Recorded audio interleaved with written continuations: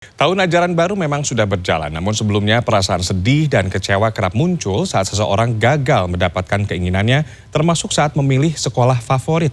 Kegagalan masuk sekolah pilihan terkadang bisa menyebabkan depresi pada anak, bahkan orang tua. Lantas bagaimana upaya memulihkan mental dan kepercayaan diri anak saat gagal masuk sekolah favorit?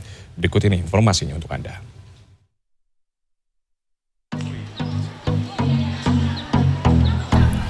Kegagalan masuk sekolah favorit karena sejumlah kendala, mulai nilai yang kurang memenuhi syarat, jarak rumah dan sekolah yang terlalu jauh sehingga terbentur aturan zonasi, hingga aturan batas umur bisa menimbulkan kekecewaan pada anak. Hal ini pula yang dialami Runa Sabita, siswa kelas 10 yang gagal masuk sekolah impiannya di DKI Jakarta hanya karena kalah bersaing dalam nilai saat proses pendaftaran dilakukan. Remaja putri yang kini berhasil masuk SMA unggulan non-DKI ini mengaku merasa kecewa setelah dinyatakan tidak lolos seleksi masuk sekolah pilihannya tersebut. Untuk jalur PPDB, sistem PPDB saat ini tuh sangat amat sangat amat kayak dunia ribuh banget sih PPDB untuk masuk ke SMA aja tuh harus lewat jalur ini, lewat ini, jadi kayak terlalu rumit menurut aku. Dan kemarin tuh bisa nangis karena di sosial media terutama, terus teman-teman aku tuh pasti ngepost story kan, pasti ngepost story gitu-gitu, jadi kayak, ini gue nangis terus tuh wajar nggak sih gini gitu loh. Ini bukan sekolah favorit, Mbak. Jangankan sekolah favorit, dengan nilai rata-rata Sidanira 90, anak saya tidak bisa masuk di seluruh sekolah negeri di Jakarta. Bayangkan, SMA negeri di Jakarta. Itu yang sebenarnya nggak masuk dalam logika berpikir saya. Perasaan kecewa serupa juga dirasakan oleh Syifa Rembulan yang gagal masuk sekolah impiannya dan sempat berpikir menunda melanjutkan sekolah atau gap year untuk mencoba kembali peruntungan pada tahun ajaran berikutnya.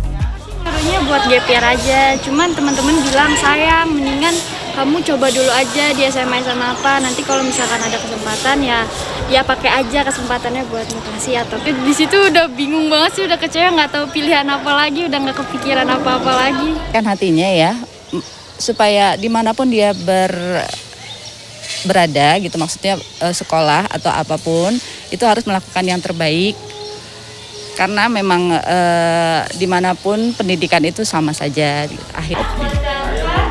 Psikolog pendidikan Dianda Azani menyatakan, perasaan kecewa yang muncul saat seseorang tidak mendapatkan keinginannya merupakan hal yang lumrah. Yang paling penting adalah tidak membiarkan kekecewaan tersebut berlarut-larut sehingga berpotensi menimbulkan depresi. Yang penting juga orang tua pahami tadi soal melihat bagaimana kadar stres kelihatan pada diri anak gitu ya. Ketika dia udah mulai rungsing atau mungkin marah-marah karena dapat nilai yang nggak oke gitu. Atau dia mulai membandingkan diri sama temennya.